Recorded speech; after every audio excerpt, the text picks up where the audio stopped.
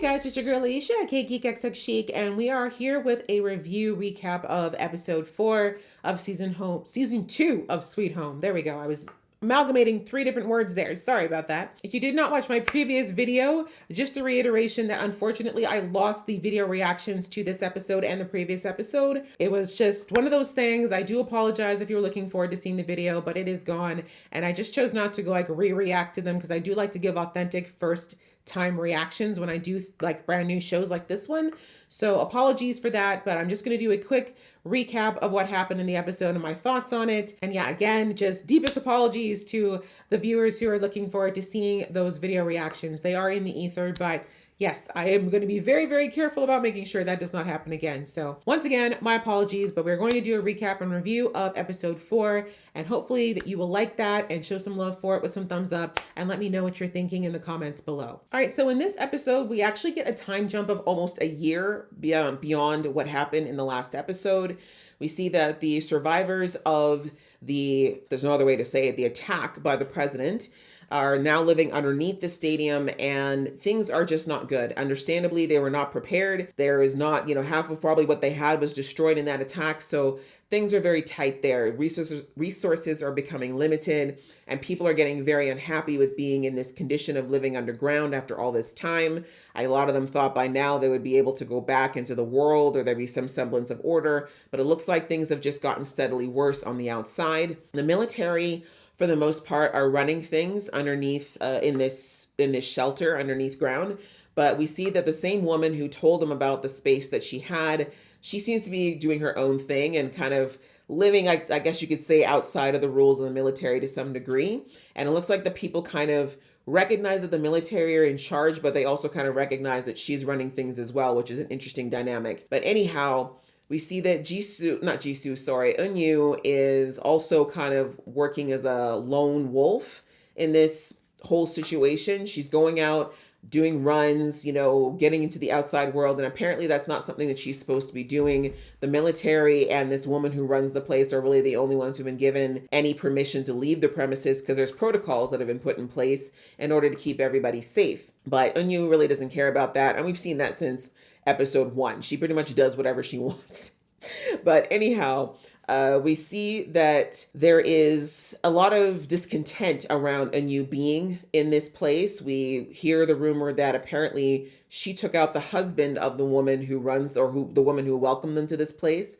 And ever since then, she's become like an outcast. Now, she hasn't been kicked out for some reason, which I would have thought would be the response if they thought that she took out somebody who was innocent. But she's not well liked. And we see that by extension, all the people she arrived with, which is like the little boy and the woman who lost her daughter last season and the guy with the glasses, like basically all of the survivors, they all kind of lump them in together, and they're all kind of facing a level of ostracism because of what happened with Eunyu and whoever this person was that she took out. But we know Eunyu, we know that if she did something like that, she would never just hurt somebody for the sake of hurting them. There had to be a reason, but we really weren't given a reason in this episode as to why it happened. So anyway, we see that there's 2 particular survivors who are upset. They feel like the military should be doing more. They want to go out and do their own scavenging because they feel like the military are actually keeping all the good stuff for themselves and giving the scraps to the people.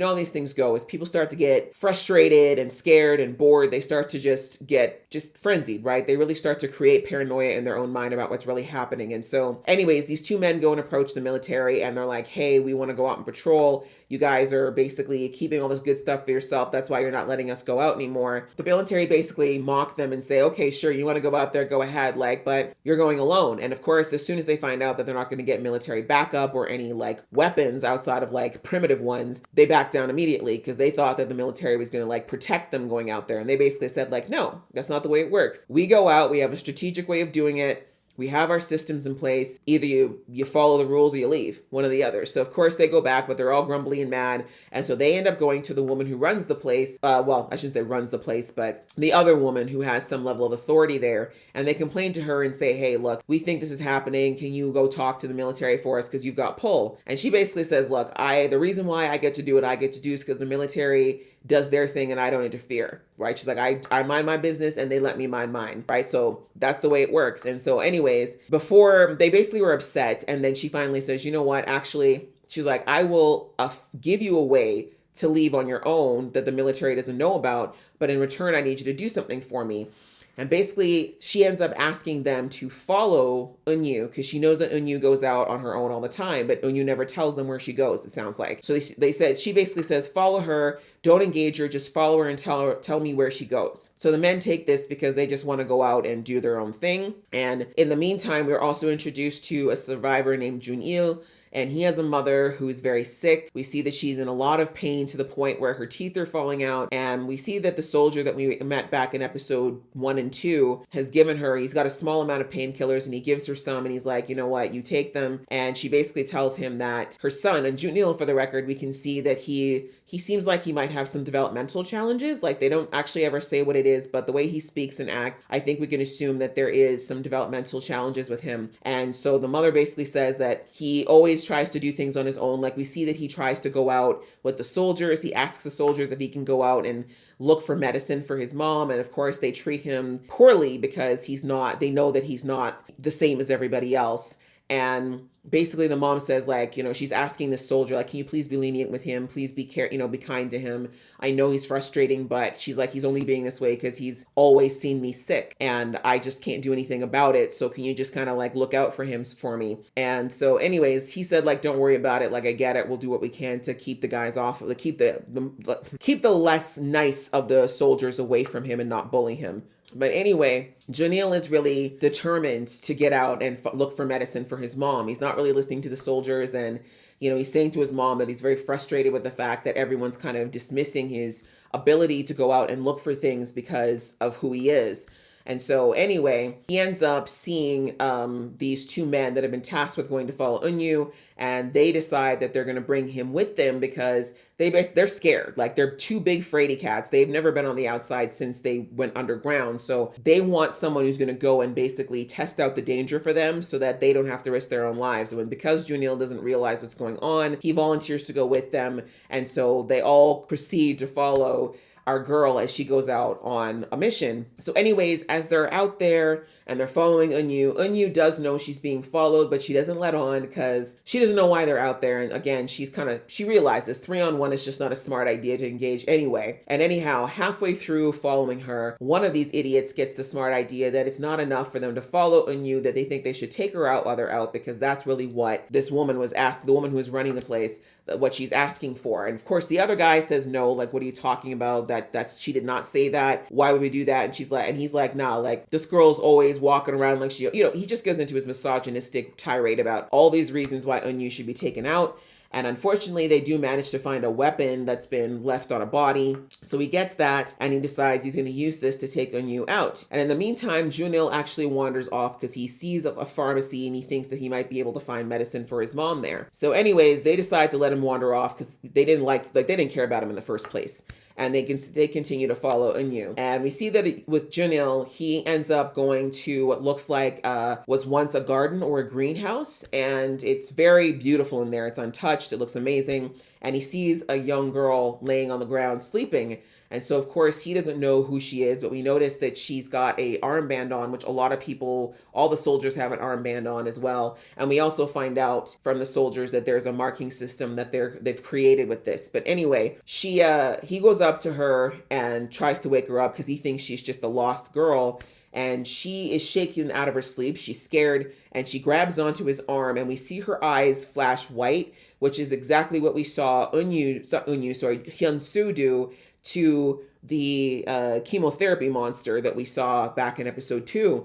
And anyways, after that happens, we see the same thing happens to Junil. And then she looks at him and she basically says, like, it's not my fault. Like, this isn't my fault. You shouldn't have come here. And then she gets up and she leaves him. So Junil then passes out. And so that's basically their little interaction. And then we go back to the boys that are following Unyu. Unyu now recognizes that these guys are getting too close and that they're up to no good.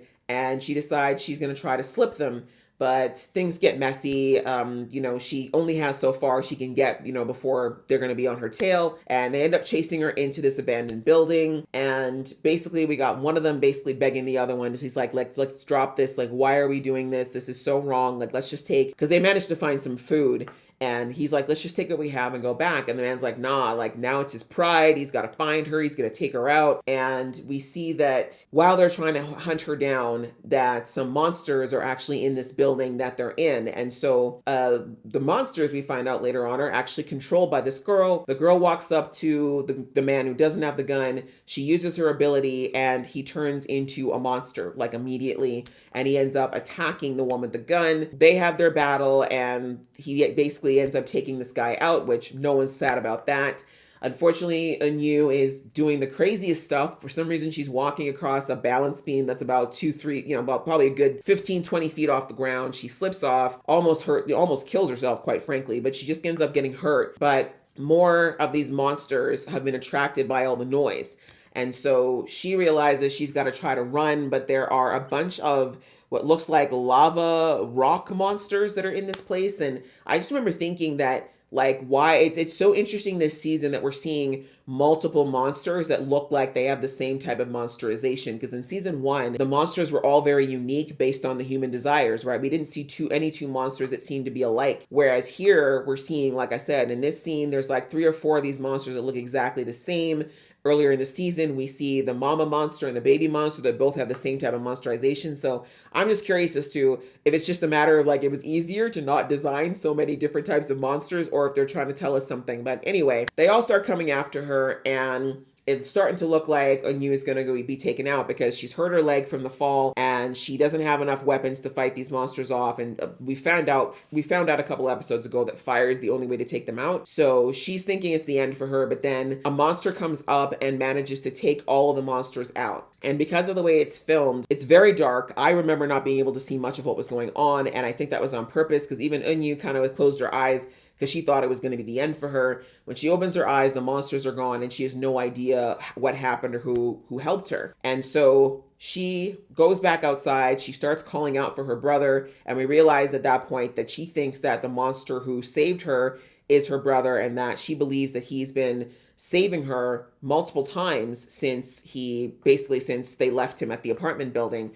So she has an emotional moment where she breaks down and she's basically like, I don't care what you look like. I don't care if you're a monster, human, whatever. She's like, I just want my brother back. Please come out. And she's, she really just breaks down for the first time. We see her really break down since the beginning of this season. And as she's kind of walking and crying and begging him to come out, instead we see the same girl that we saw earlier in the greenhouse come out and basically just look at her. And of course, Anu's like, who are you? Like, why are you out here? And then the man that was turned into a beast before, one of the guys that was following her, he starts to attack her. And you see that Anu, of course, is she gets out her weapon and she's thinking she's got to protect this girl. But the girl basically tells her to stop and then tells the monster, she's like, go entertain yourself. And so we see that this really intrigues Anu because she's never seen any monsters listen to another human like that, especially one that looks as feral as the one that was about to attack her. So we end the episode with her facing off with this girl and obviously having very valid questions about her. And then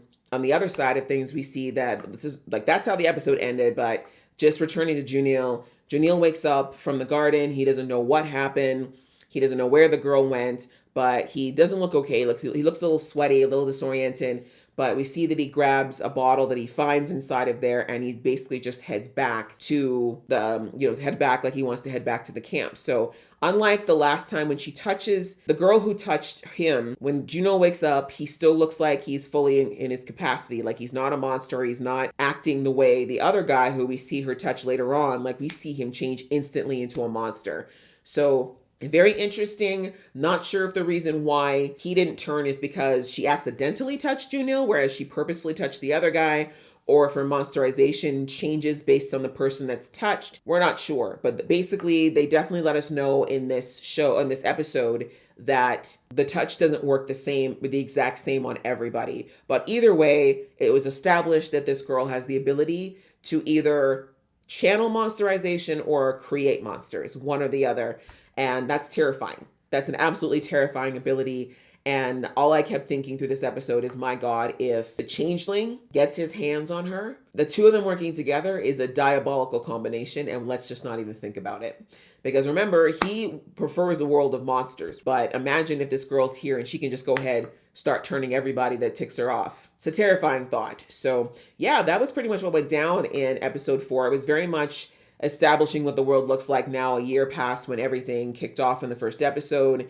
Things don't look like they're getting much better. Things are definitely stressed, being pulled at the seams. Something's going to have to give at some point, but what that thing is and how it's going to happen and what's going to be the catalyst for that, all big questions that are still remaining after the end of this episode. But yeah, I have to say it was kind of interesting to see an episode where there is no main character, right? There was absolutely no Hyun-soo, no revisiting to the facility, nothing. We didn't even see the changeling. So yeah, very interesting episode in that we now know at least of what the world's looking like right now and how things are going, and sadly they're not going very well. That was pretty much the episode, and I did enjoy watching it a lot, and I hope that you guys enjoyed this recap review. If you did, please give it some love, show some love in the comments below, and I will see you in the next episode. Again, so sorry for not having the video reaction this time for you guys, but I appreciate so much your patience on this.